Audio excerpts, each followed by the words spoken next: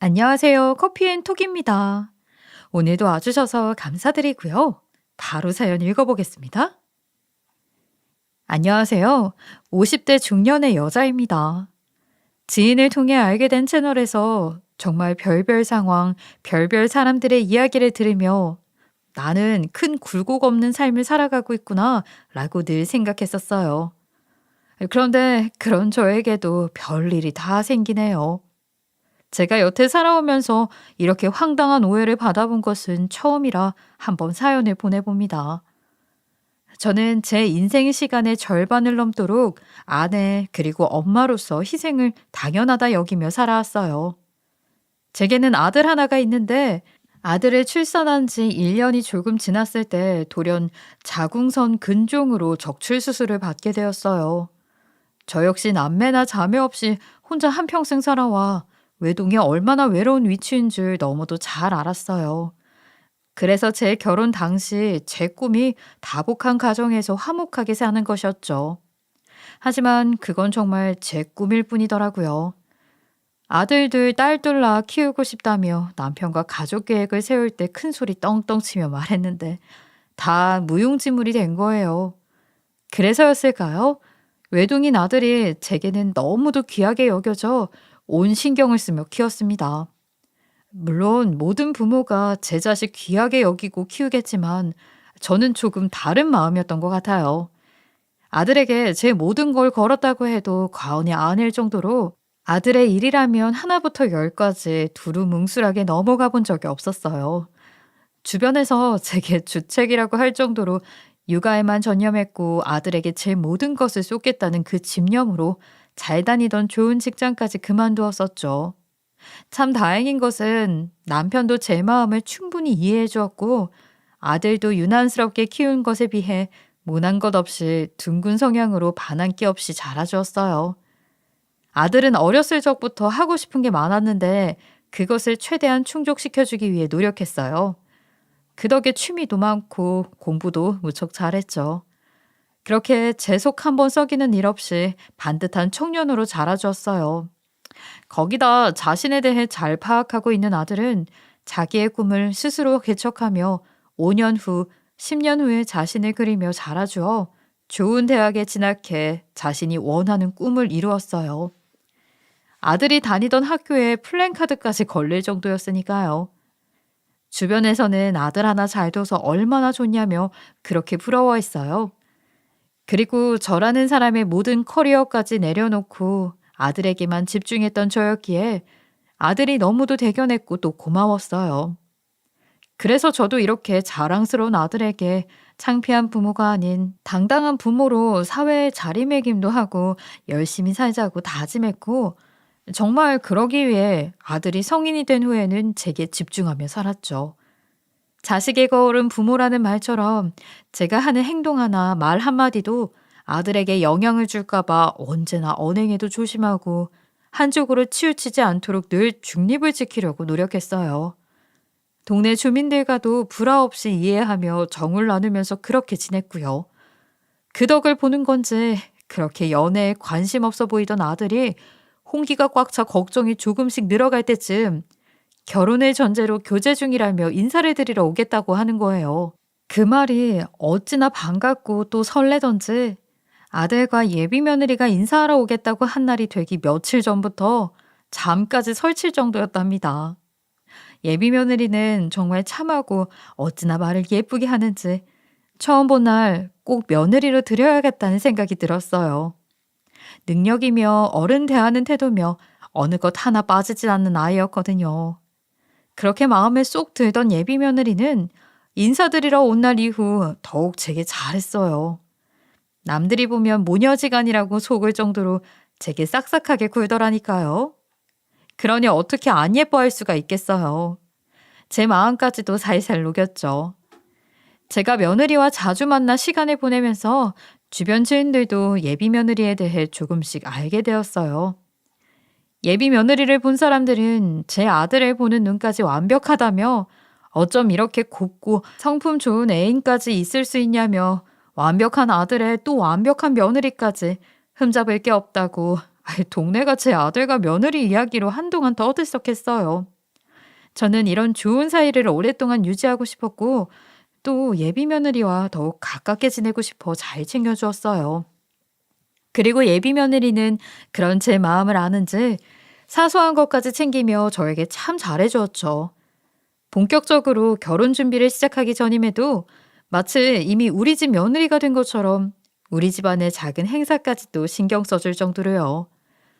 많은 자식을 낳아 복닥거리며 사는 것이 꿈이던 제게 유일한 자식이 아들뿐이라 언제나 딸 있는 부모는 어떨까 상상해보기도 하고 또 아무리 제게 잘하는 아들이라도 딸과는 전혀 다르다 보니 딸을 가진 부모들이 조금은 부러웠던 적도 있었어요. 그런데 예비 며느리 덕에 딸 있는 부모의 마음은 어떨까 늘 궁금했는데 조금을 알 것 같더라고요. 한 번은 며느리가 저희를 대접하고 싶다 해서 함께 외식을 한 적이 있었어요. 제가 해산물을 참 좋아하는데 그걸 어떻게 알았는지 제가 좋아하는 음식들이 많은 식당을 며칠을 찾아 예약한 곳이라고 하더라고요. 저는 그렇게까지 잘하려고 노력하는 며느리에게 너무 고마웠어요. 식사를 마치고 그냥 보내기가 아쉬워 인근 공원에 가 가볍게 산책을 하며 예비 며느리와 둘이 짧은 데이트를 했는데 그때 제가 딸에 대한 막연한 부러움이 있었다는 것을 며느리가 알게 되었어요.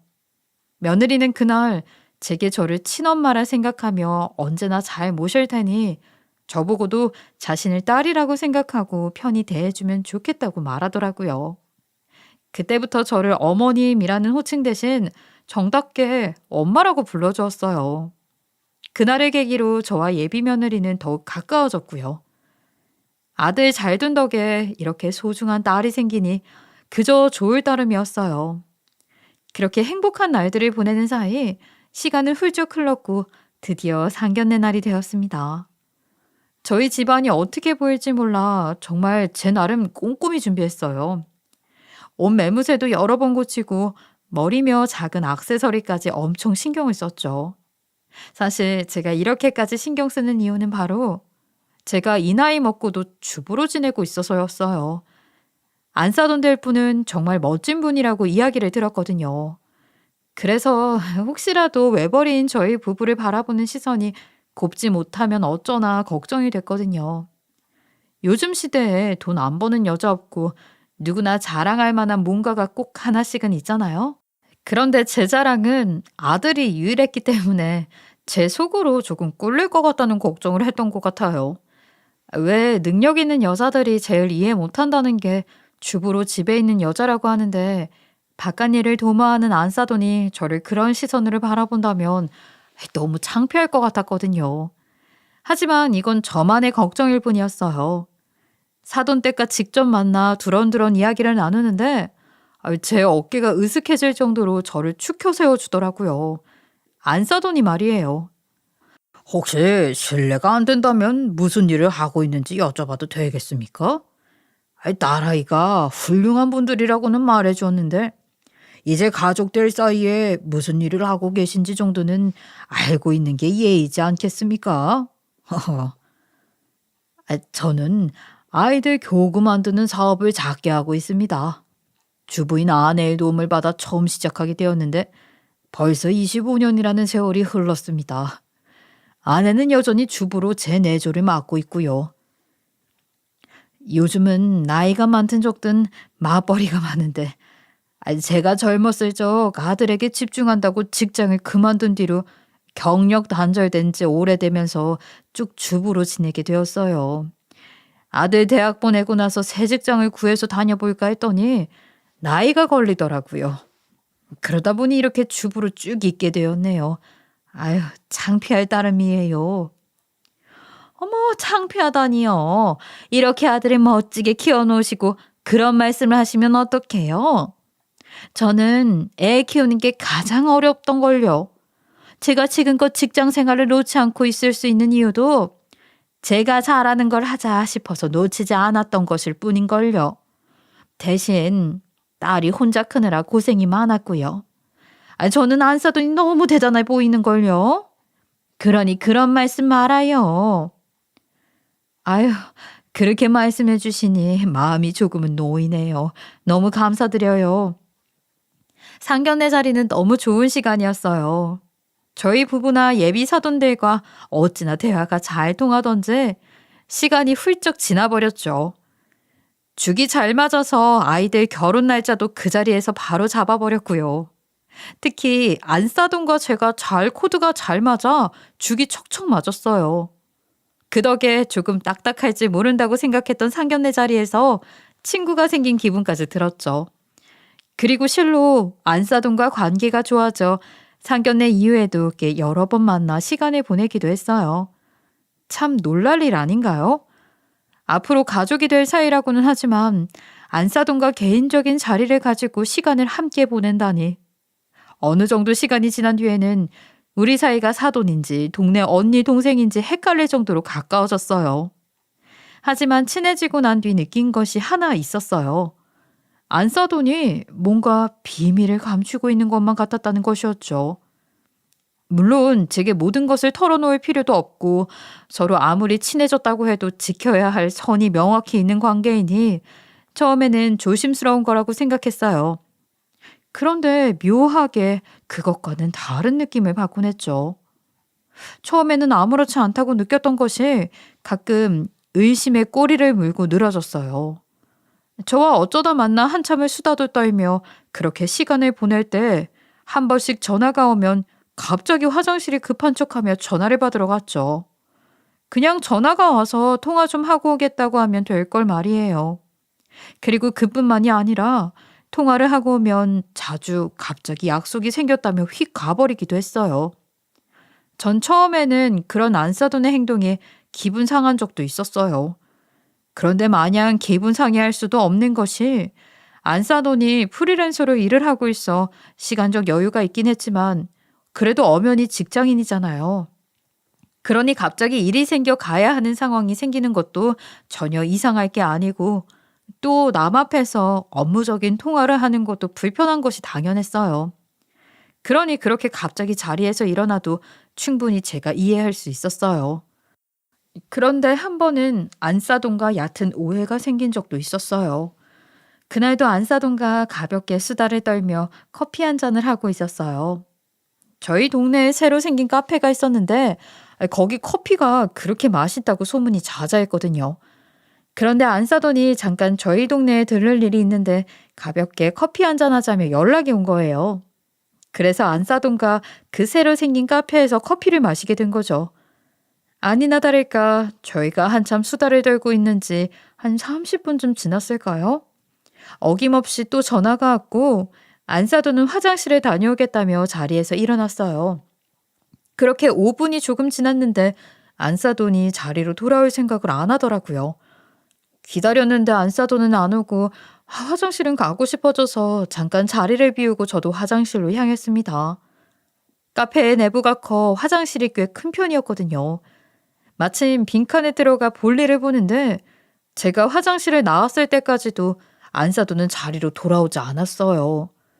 그렇게 또 10분을 기다렸을 때 안사돈은 카페 입구에서 들어왔고 들어오자마자 또 약속이 생겼다며 가더라고요. 그날따라 유난히도 안사돈이 좀 수상하게 느껴졌어요. 하지만 제 착각이겠거니 하고 돌아가는 길 마트에 들러 장을 보기 위해 방향을 틀었어요. 그리고 마트를 향해 걸어가는데 어딘가 낯이 익은 승용차 한 대가 정차해 있더군요. 그리고 그 차 운전석에는 안사돈이 타고 있었어요. 그리고 여전히 통화하고 있더군요. 발그레한 얼굴로 말이에요. 저는 아는 체를 할까 하다가 통화 중인 모습을 보고 그냥 가던 길을 향해 갔죠. 그 후로 며칠이 지났고 아들의 결혼식도 코앞으로 다가왔어요.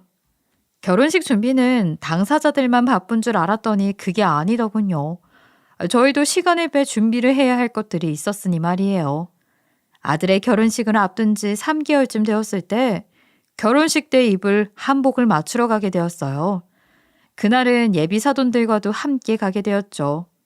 처음에는 안사돈과 저만 가는 줄 알았는데 나중에 이야기를 들어보니 사돈도 양복 대신 한복을 입는다고 했다더라고요. 그래서 양복을 입는 우리 남편만 빼고 다 함께 한복을 맞추러 갔어요.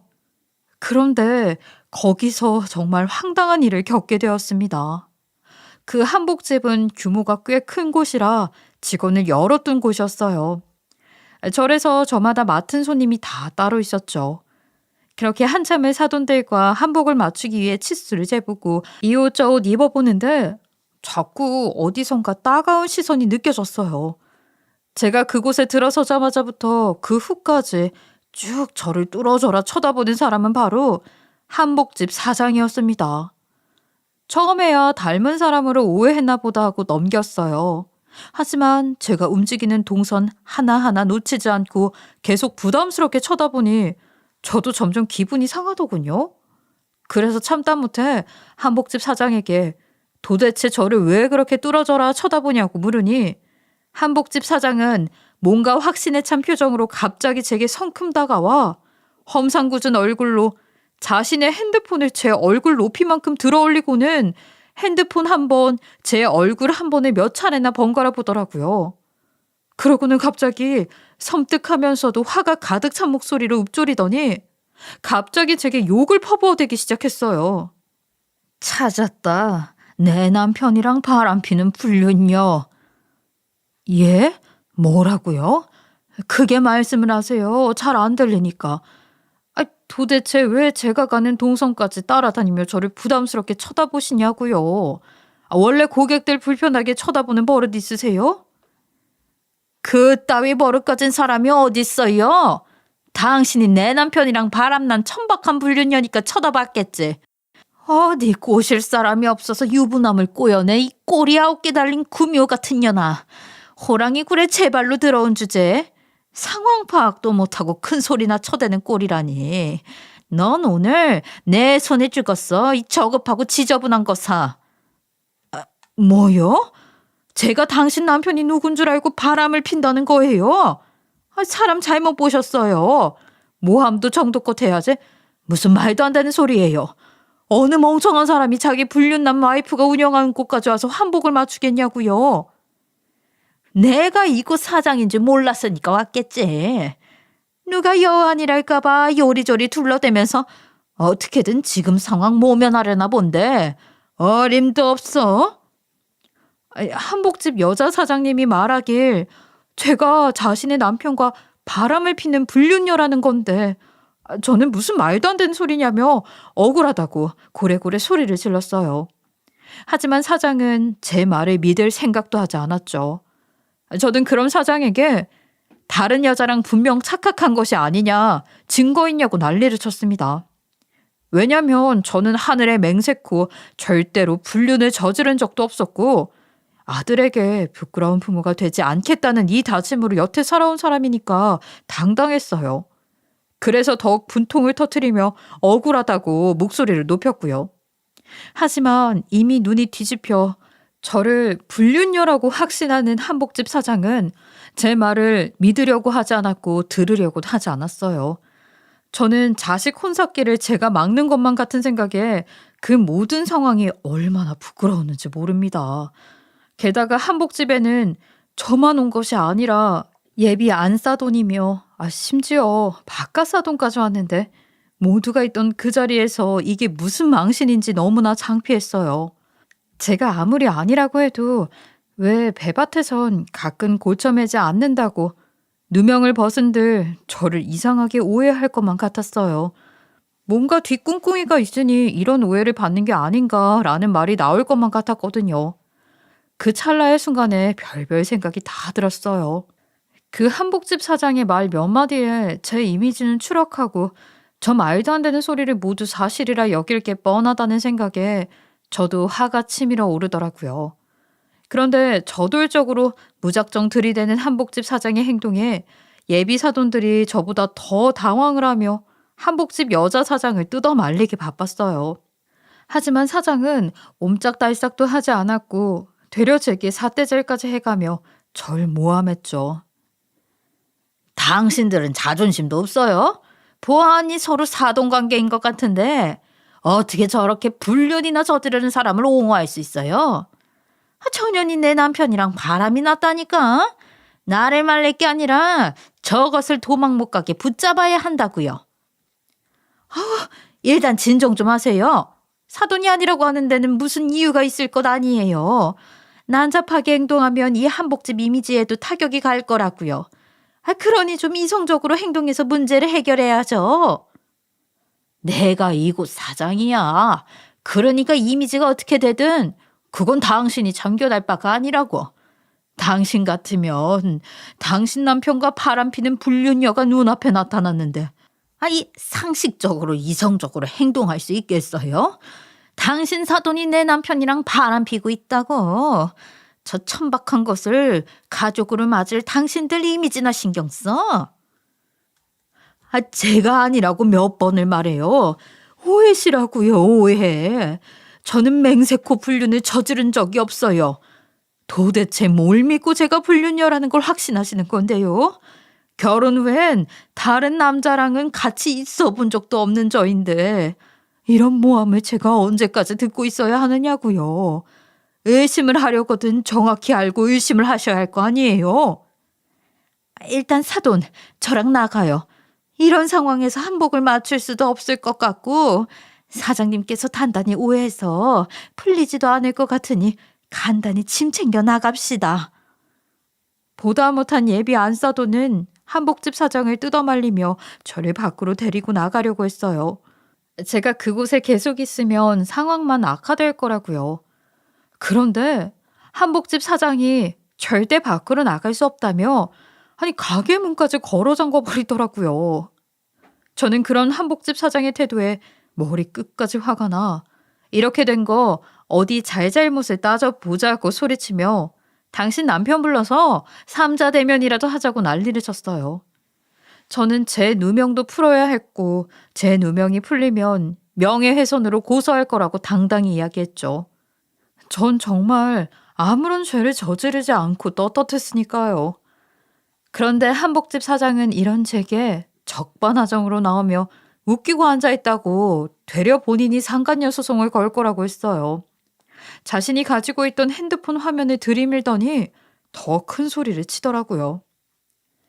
그래 좋아. 어디 감히 당신 입에서 잘잘못 따지자는 소리를 해? 이것 봐. 눈이 달렸으면 이걸 좀 보라고 이 옆에 내야. 이거 내 남편 핸드폰이고 이렇게 떡하니 증거가 있는데 이래도 내가 거짓말하는 거야? 어? 눈이 제대로 달렸으면 좀 보라고. 내 남편이랑 불륜 대화 나눈 톡 프로필 사진에 이렇게 떡하니 네 사진이 박혀 있잖아. 대문짝만하게. 이 사진에 있는 얼굴이 네가 아니고 누구냐? 네가 뭐 쌍둥이야? 그리고 내 남편이랑 나눈 대화도 좀 봐봐. 네 년이 내 남편한테 사랑해요. 우리 언제 또 볼까요? 오늘 호텔 야경 좋았어요. 빨리 마누라랑 헤어져요. 라고 써놓고 이래도 내가 거짓말하고 내 오해라는 거야 지금? 양심 있으면 발뺌 그만하고 사실대로 털어놔. 이게 어떻게 된 거야? 내 사진이 왜? 정말 환장할 노릇이었던 게 한복집 사장 말대로 톡 사진이 제 사진으로 되어 있는 겁니다. 한복집 사장은 제가 예비 사돈들 앞에 있어서 거짓말을 하고 있다고 믿고는 자신이 가지고 있던 핸드폰을 제 앞으로 들이밀었고 저는 사장이 건네준 핸드폰을 받아들어 그 여자의 말대로 톡 프로필 사진을 면밀히 살펴보았어요. 그런데 어쩜 이런 일이 있을 수 있나요? 정말로 톡 프로필 사진이 제 사진으로 떡하니 도배되어 있더라고요. 다행히 제 톡 프로필은 제 얼굴이 아니었던 터라 저는 그 사장에게 저의 프로필까지 보여주고 대화 내용에 그런 말을 주고받은 것이 없음을 증명해 어렵사리 불륜녀가 아니라는 것을 증명했어요. 처음에는 핸드폰이 2대가 있는 것은 아니냐고 한복집 여자 사장이 의심의 끈을 놓지 않았고 저는 3사 통신사까지 다 전화를 해 제 명의로 가입된 핸드폰이 또 있는지까지 증명해야 했습니다. 그래도 그렇게 한 덕에 불륜녀라는 오해에서는 벗어날 수 있었어요. 그렇담 누군가 절 사칭해 제 사진까지 도용해서 이딴 짓을 벌이고 있다는 것을 한복집 사장을 통해 알게 되었던 거예요. 한복집 사장은 오해였다는 것을 알고 제게 정말 너무 미안하다며 싹싹 빌고 대신 범인을 잡을 수 있도록 꼭 돕겠다고 약속했어요. 정말 운이 좋게도 한복집 사장의 남동생이 경찰이더라고요. 한복집 사장은 곧장 자신의 남동생에게 연락해 이 상황을 설명해서 신고 접수까지 할 수 있었어요. 그리고 얼마 뒤 한복집 사장이 무례하게 행동했던 자신이 사죄의 의미로 결혼식 때 입을 한복을 선물하고 싶다고 연락이 왔어요. 그러면서 사돈들의 한복도 저렴하게 해주겠다고 다시 시일을 잡아 꼭 방문해달라고 하더라고요. 처음에는 다른 곳에 다시 예약을 해서 맞추고 싶었지만 구태여 그렇지 않았어요. 제가 정말 잘못한 것도 아니고 불륜녀라고 오해한다면 저 같아도 그 사장처럼 행동했을 것 같아 이해하게 되더라고요. 그리고 자신이 저에게 끼친 무례함이 미안해 어떻게든 챙겨주고 싶어 하니 그 마음만으로도 저는 한복집 사장을 더는 나쁘게 받아들일 수 없었어요. 거기다 한복집 사장 덕에 저를 사칭한 파렴치한이 있다는 사실까지 알았으니 저도 신세를 진 거나 다름이 없다고 생각했죠. 아무리 생각해도 제가 누군가에게 원한을 가지게 한 것도 없고 누군가에게 피해를 준 적도 없는 것 같은데 대체 누가 이런 짓을 한 건지 답답해 죽겠더라고요. 여튼 이러한 오해는 빨리 풀려 예비 사돈들도 오해라는 걸 알게 되어 다행이다 싶었어요. 하마터면 저 때문에 아들 인생길을 막을 뻔하고 망신을 당할 뻔했지 뭐예요. 그래서 다시 한복집에 방문할 일자를 예비 사돈들과 맞추려고 연락을 했는데 이상하게 자기들은 다른 곳에서 맞춘다며 저더러 자기들까지 신경 쓰지 말고 저는 거기서 맞추라는 거예요. 태도가 살짝 바뀐 예비 안사돈의 말에 식겁했어요. 저를 이상하게 생각하는 건 아닌가 싶어서요. 그래서 이유를 물어보니 이런 불미스러운 일이 있었는데 그곳을 여전히 믿고 맡기기가 자기들은 껄끄럽다는 게 이유였죠. 그래서 결국엔 저만 그 한복집에서 한복을 맞추게 되었어요. 그리고 한복집에 다시 방문 예약을 하고 그날에 맞춰 찾아갔어요. 제가 한복집에 방문하니 사장이 버선발로 뛰어나와 절 반겼어요. 그리고 그 뒤에 서 있는 한 남성분도 있었죠. 그분은 바로 경찰이라던 한복집 사장의 남동생이었어요. 그 남동생이 굳이 한복집까지 방문했던 이유는 한복집 사장의 부탁으로 빠르게 조사를 할 수 있었던 덕에 범인도 찾게 되어서였죠. 그리고 그 사실을 제게 제일 먼저 알려주기 위해서 온 거였어요. 마침 한복집 사장에게 제가 혼자 방문하게 되었다는 이야기를 듣게 되었던 거죠. 그런데 그 범인이 누구인지 알게 된 순간 저는 정말 큰 충격에 빠졌어요. 그 범인은 바로 예비 안사돈이었기 때문입니다. 예비 안사돈이 톡에 제 사진을 올려놓고 저로 위장을 해서 불륜을 저지르고 다닌 것이었어요. 더 충격적인 것은 그 한복집 사장의 남편뿐만 아니라 다른 남자들과도 불륜을 저지르고 있었는데 역시나 그 남자들과 하는 톡의 프로필 사진도 다 제 사진이었던 겁니다. 이상하게 저를 만나면 제 사진을 그렇게 찍어주던데 그 이유가 바로 자신의 불륜을 위해서 저를 찍어주는 척하며 그 사진으로 자신을 마치 저인 것처럼 꾸몄던 거예요.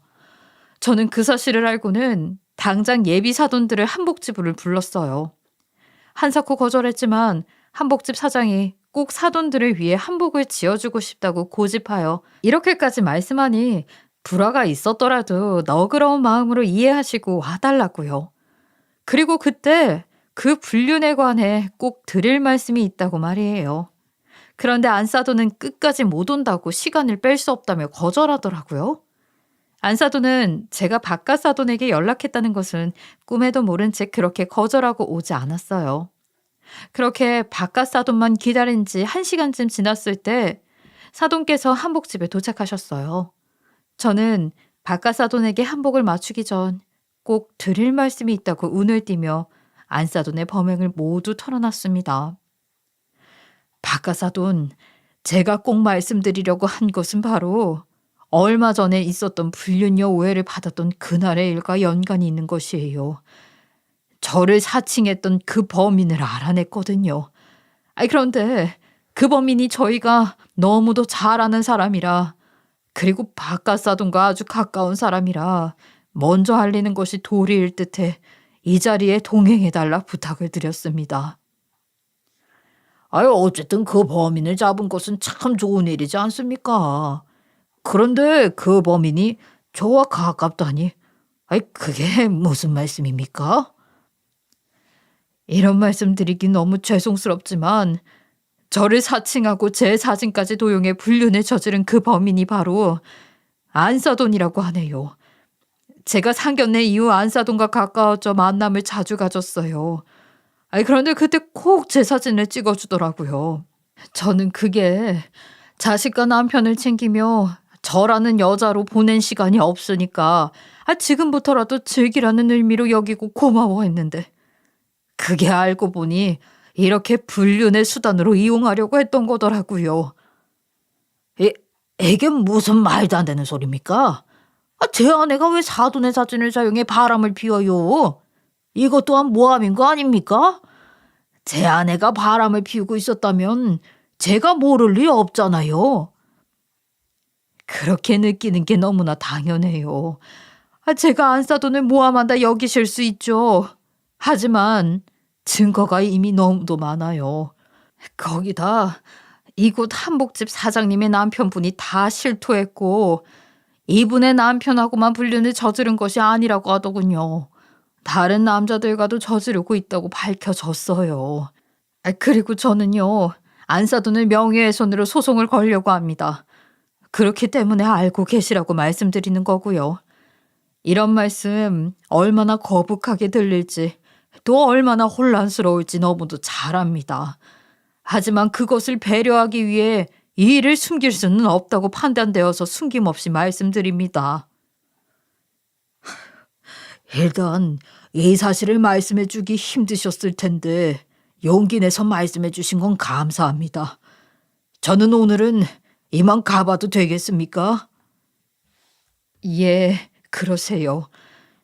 혹시라도 불륜 증거를 찾으실 거라면 안사돈의 차를 한번 살펴보세요.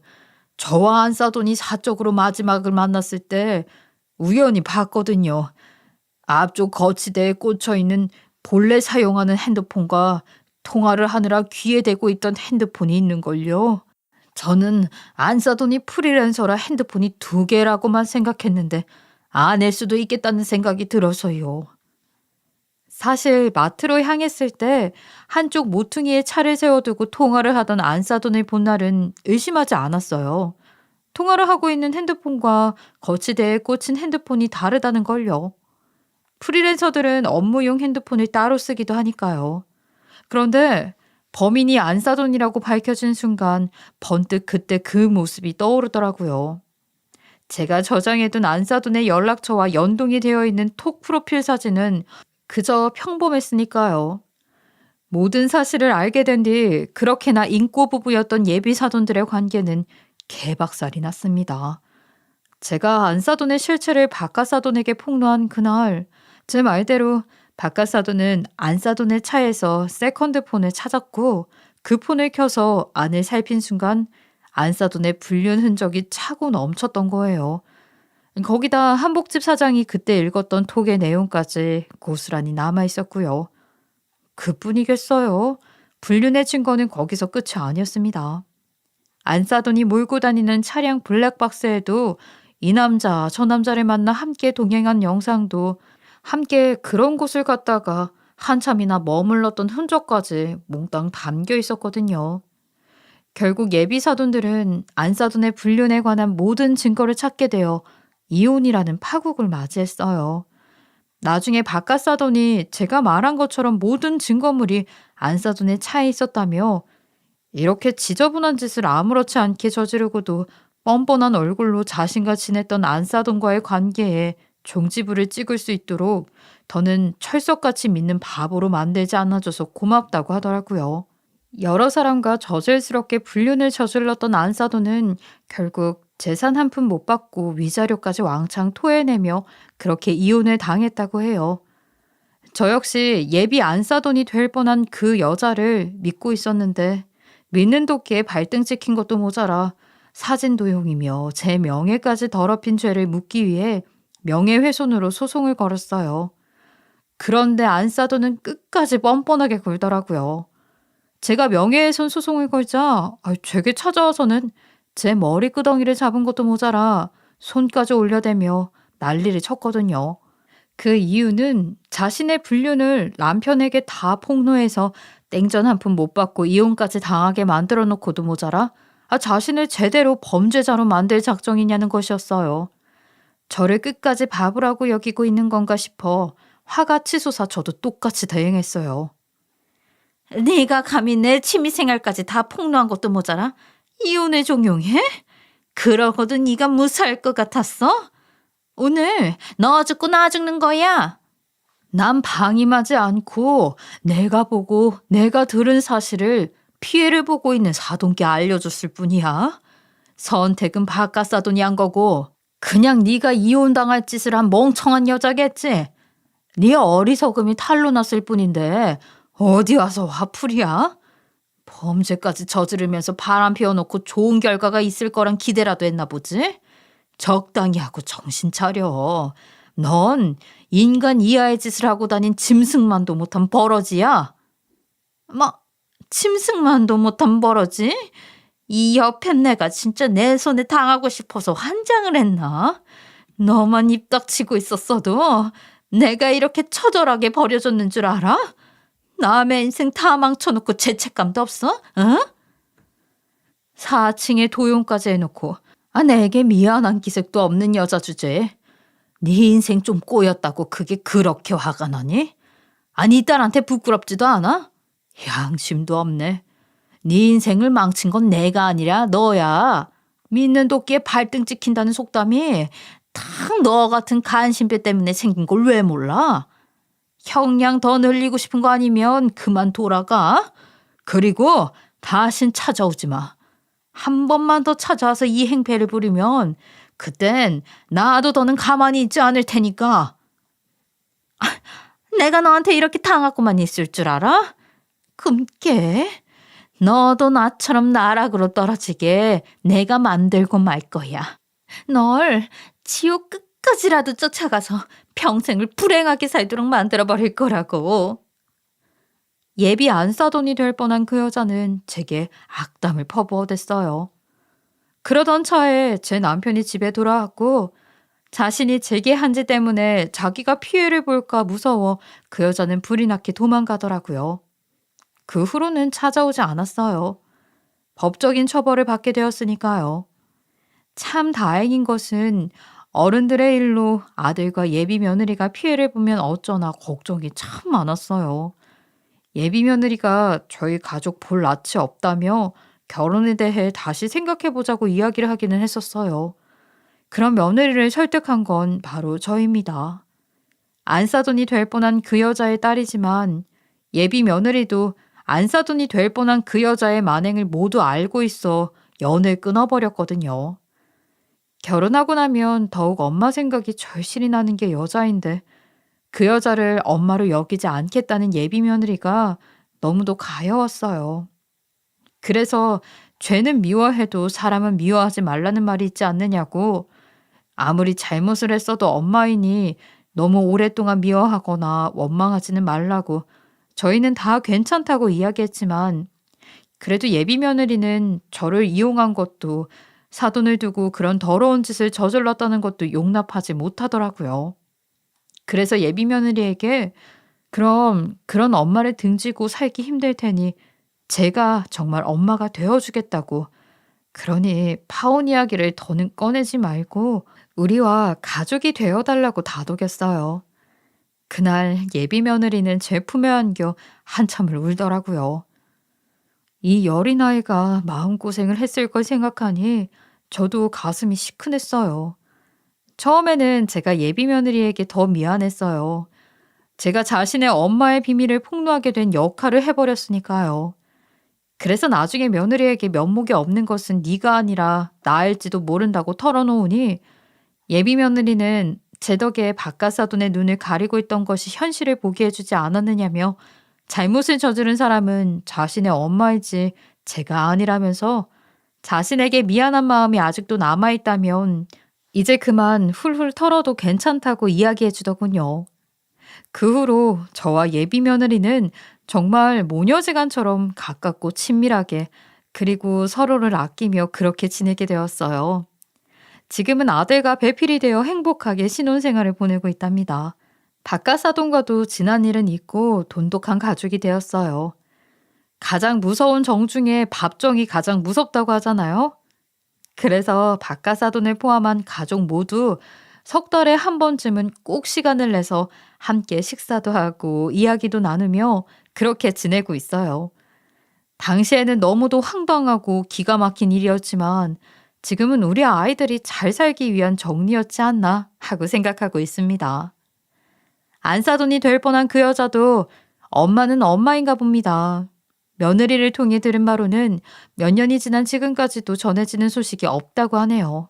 차마 자신의 잘못이 딸아이에게까지 미쳤을지도 모르니 그 미안함에 선뜻 연락하지 못하는 거겠죠. 비록 저는 여전히 용서되지 않지만 그래도 우리 며느리는 더는 자신의 엄마를 미워하지 않았으면 좋겠네요. 자식이라는 게 그렇잖아요. 부모를 미워하면서도 찾게 되는 그런 애증의 관계이니 얼마나 자신의 엄마를 미워하면서도 마음이 무겁겠어요. 그 무거운 마음의 짐을 이제는 조금 덜길 바래요. 우여곡절 끝에 가족이 되었으니 우리 가족 모두 앞으로는 탄탄대로 있길. 살면서 겪게 된 이 일이 훗날 며느리와 제가 함께 늙어가면서 해프닝이라고 여기고 가볍게 이야기할 수 있는 날이 오길 바라보며 전 이만 제 사연을 마칩니다. 들어주신 많은 분께 감사를 전합니다. 감사합니다.